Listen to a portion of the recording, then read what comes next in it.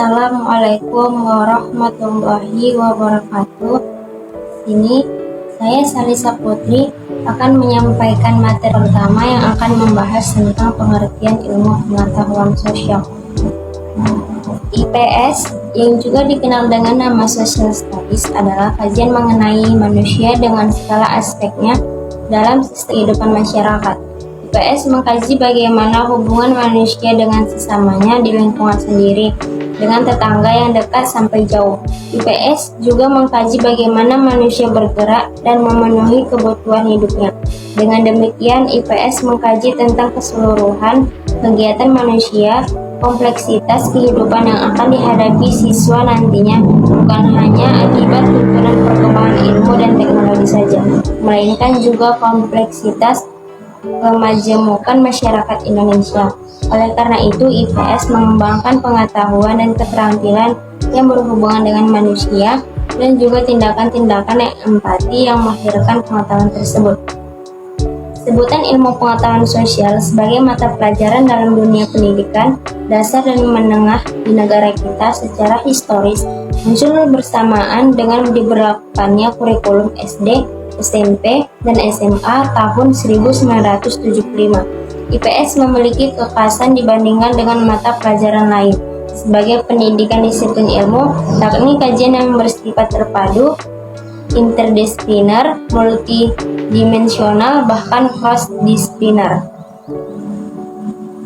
Sejalan dengan pengertian umum tersebut, IPS sebagai mata pelajaran di tingkat sekolah dasar pada hakikatnya merupakan suatu integrasi utuh dari disiplin ilmu dan disiplin ilmu lain yang relevan untuk merealisasikan tujuan pendidikan di tingkat persekolahan.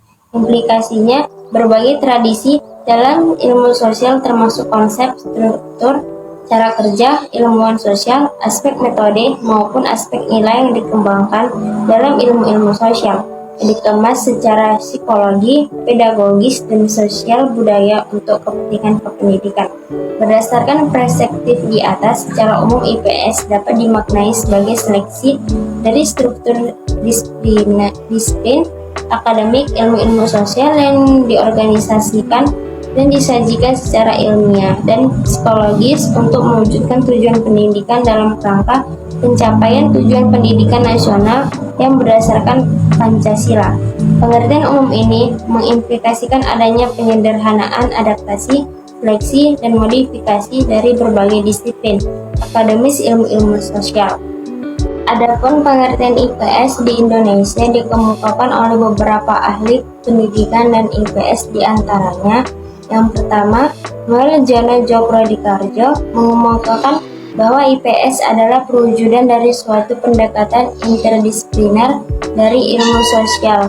Ia merupakan integrasi dari berbagai cabang ilmu sosial yakni sosiologi, antropologi, budaya, psikologi, sejarah, geografi, ekonomi, ilmu politik, dan psikologi manusia yang diformulasikan untuk tujuan instruksional dengan materi dan tujuan yang disederhanakan agar mudah dipelajari. Dan yang kedua, IPS menurut Nukman Samantri mempunyai arti sebagai pelajaran ilmu-ilmu sosial yang disederhanakan untuk pendidikan tingkat SD, SLTP, dan SLTA.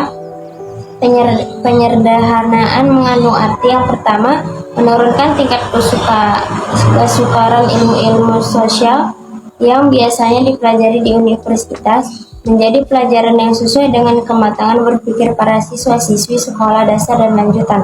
Dan yang kedua, mempertautkan dan memadukan bahan aneka cabang ilmu-ilmu sosial dan kehidupan masyarakat sehingga menjadi pelajaran yang mudah dicerna. Adapun S. Nasution mendefinisikan IPS adalah pelajaran yang merupakan suatu fusi atau paduan dari sejumlah mata pelajaran sosial. Lebih lanjut dinyatakan bahwa IPS merupakan bagian kurikulum sekolah yang berhubungan dengan peranan manusia di dalam masyarakat yang terdiri atas berbagai subjek, sejarah, ekonomi, geografi, sosiologi, antropologi, pemerintahan, dan psikologi sosial. Dan yang terakhir, lebih luas, tim IKIP Surabaya mengemukakan bahwa IPS adalah suatu bidang studi yang menghormati, mempelajari, mengelola, dan membahas hal-hal yang berhubungan dengan masalah-masalah human relationship hingga benar-benar dapat dipahami dan memperoleh pemecahannya. Penyajian harus merupakan bentuk yang terpadu dari berbagai ilmu sosial yang terpilih, disederhanakan sesuai dengan kepentingan sekolah-sekolah. Mungkin hanya itu saja materi yang dapat saya sampaikan, dan materi selanjutnya yang akan disampaikan oleh pemateri selanjutnya. Terima kasih. Wassalamualaikum warahmatullahi wabarakatuh. Saya akan melanjutkan materi selanjutnya, yaitu tujuan pembelajaran IPS. Berdasarkan tujuan pendidikan yang jelas, tegas, dan terarah, barulah pendidikan dapat menentukan usaha apa yang harus dilakukan dan bahan pelajaran apa yang sebaiknya diberikan kepada anak didiknya. Berkaitan dengan hal tersebut, maka kurikulum 2013 pada tingkat sekolah dasar menyatakan bahwa ilmu pengetahuan bertujuan untuk yang pertama yaitu mengajarkan konsep dasar sosiologi, geografi, ekonomi, sejarah, kewarganegaraan, pedagogis, dan psikologis.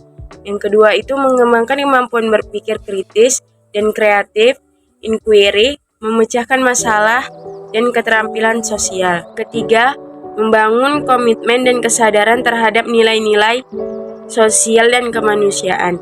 Yang keempat, meningkatkan kemampuan bekerja sama dan berkompetisi dalam masyarakat yang majemuk, baik secara nasional maupun global.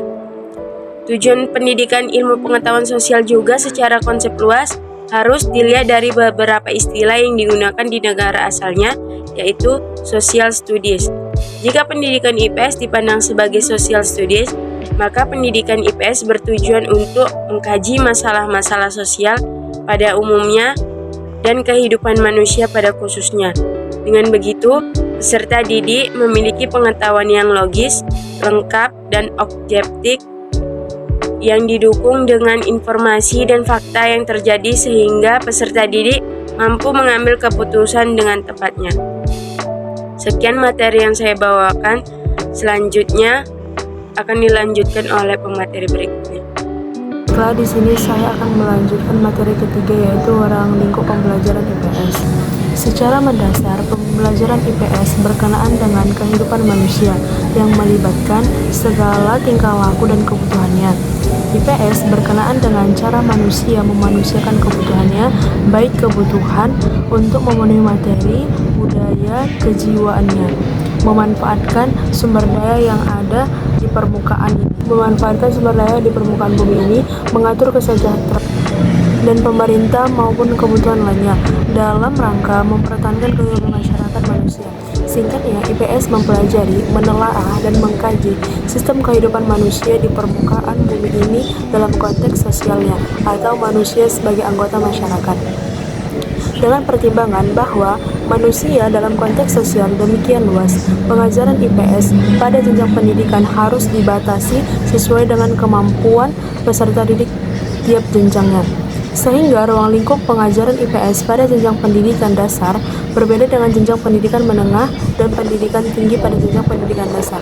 Ruang lingkup pengajaran IPS dibatasi sampai pada gejala dan masalah sosial yang dapat dijangkau pada geografi dan sejarah, terutama gejala dan masalah sosial kehidupan sehari-hari yang ada di lingkungan sekitar peserta didik di SD atau MI. Pada jenjang pendidikan menengah, ruang lingkup kajian diperluas. Begitu juga pada jenjang pendidikan tinggi. Bobot dan kelulusan materi dan kajian semakin dipertajam dengan berbagai pendekatan. Pendekatan interdisipliner atau multidisipliner dan pendidikan sistem menjadi pilihan yang tepat untuk diterapkan karena IPS pada jenjang pendidikan tinggi menjadi sarana lebih melatih daya pikir dan daya nalar mahasiswa secara berkesinambungan. Bagaimana telah dikemukakan di depan bahwa yang dipelajari IPS adalah manusia sebagai anggota masyarakat dalam konteks sosialnya. Ruang lingkup kajian IPS meliputi yang pertama itu adalah substansi materi ilmu-ilmu sosial yang bersentuhan dengan masyarakat. Yang kedua, gejala masalah peristiwa sosial tentang kehidupan masyarakat. Dan yang ketiga yaitu adalah IPS harus diajarkan secara terpadu karena pengajaran IPS tidak hanya menyajikan materi-materi akan memenuhi ingatan peserta didik, tetapi juga dapat memenuhi kebutuhan sendiri sesuai dengan kebutuhan dan tuntutan masyarakat. Oleh karena itu, pengajaran IPS harus menggali materi-materi yang sumber pada masyarakat. Dengan kata lain, pengajaran IPS yang melupakan masyarakat atau tidak berpijak pada kenyataan di dalam masyarakat tidak akan tercapainya tujuannya. Pada ruang lingkup mata pembelajaran IPS meliputi aspek-aspek sebagai berikut. Yang pertama, manusia, tempat dan lingkungan. Yang kedua, waktu, keberlanjutan dan perubahan. Yang ketiga, sistem sosial dan budaya. Dan yang keempat, perilaku ekonomi dan kesejahteraan. Baiklah, materi keempat adalah hakikat pembelajaran ilmu pengetahuan sosial atau IPS. Hakikat IPS adalah telaah tentang manusia dan dunianya. Manusia sebagai makhluk hidup sosial selalu hidup bersama dengan sesamanya. Dalam kehidupannya, manusia harus menghadapi tantangan-tantangan yang berasal dari lingkungannya maupun sebagai hidup bersama. IPS memandang manusia dari berbagai sudut pandang. IPS melihat bagaimana manusia hidup bersama dengan sesamanya, dengan tetangganya dari lingkungan dekat sampai yang jauh. Bagaimana keserasian hidup dengan lingkungannya, baik dengan sesama manusia maupun lingkungan alamnya. Bagaimana mereka melakukan aktivitas untuk memenuhi kebutuhan hidupnya. Dengan kata lain, bahan kajian atau belajar IPS adalah manusia dan lingkungannya.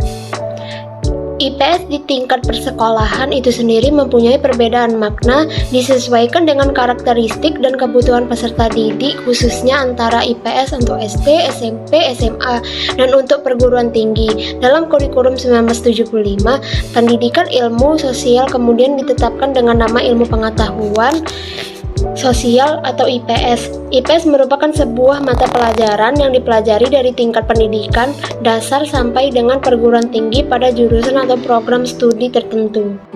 IPS terbentuk dengan tujuan untuk mengembangkan kompetensi dan keterampilan hidup bernegara peserta didik agar dapat meningkatkan keterampilan sosial peserta didik. Karena dengan mempunyai keterampilan, diharapkan peserta didik tidak hanya cerdas secara akademis, tetapi juga cerdas emosional dan dapat mengendalikan perilaku kehidupan dan lingkungan masyarakat.